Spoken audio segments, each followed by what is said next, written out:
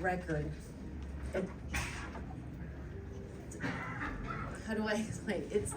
There's so many processes in making a record, and every process could lead to a problem.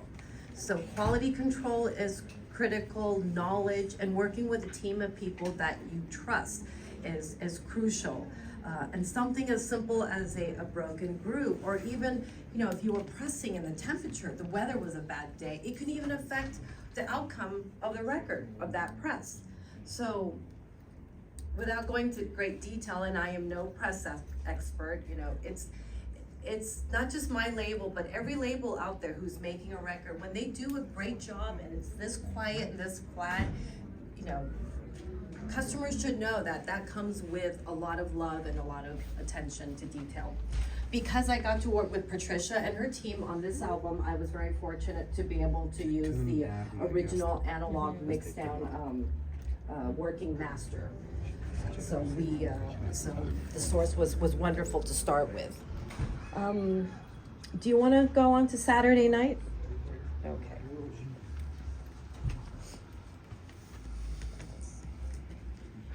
My safety blanket. I was completely thrilled that Al agreed to be our brand ambassador this year. And it was such a successful visit, and it was so amazing for him to see what we do. He's a musician, he appreciates fine sound, but he's never really seen what we do and the level of passion or even the systems we have. So this was an eye-opening experience for him and his wife Stephanie, and also gave him an insight of what I do and why I fight with him all the time about things. Now it makes sense. Saturday night in San Francisco is truly a project of love and a labor of love for me.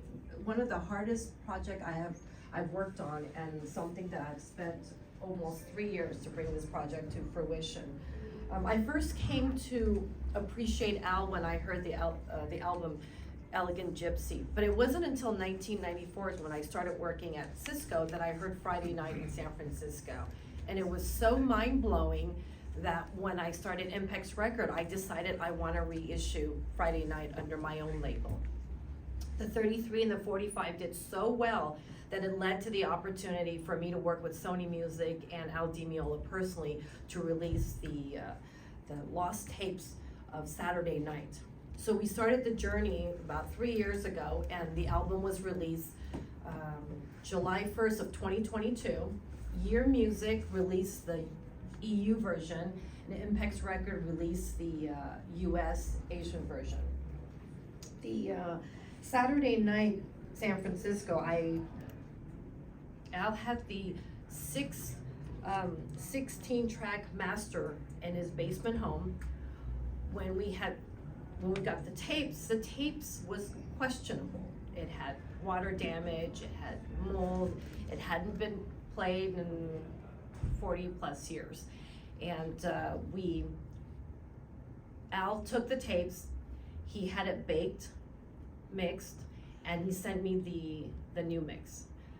Though I liked it, I felt like there was something missing, and it wasn't cohesive enough to Friday Night. So after a lot of heated debate and discussion, I took his tapes and we went to Skywalker in Marin County up in Northern California. The world famous Skywalker Studios, known for restoration, so they carefully rebaked and did a meticulous transfer. The transfer was done by Dan Thompson and Ulrika Schwartz, who's also Patricia's barber's engineer. We didn't want any digital fingerprint on this album at the beginning. I was really adamant to stay all analog. But we looked at the tapes, we looked at the situation, and we felt, we might have 1 or 2 shots, and we don't know what would happen.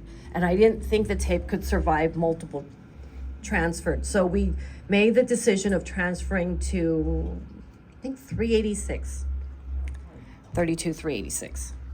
From there, we created a new mix, same edits, new mix, and we worked with Roy Hendrickson in New York, and it was mastered by Bernie Grunman.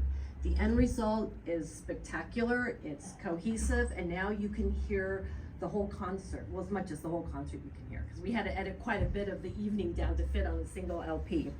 So you wanna give it? Yeah. So you'll hear side 1, track 1 and 2, and this was pressed at RTI, and this is a 33. Good evening, thank you for coming. This is a very, very privilege for us.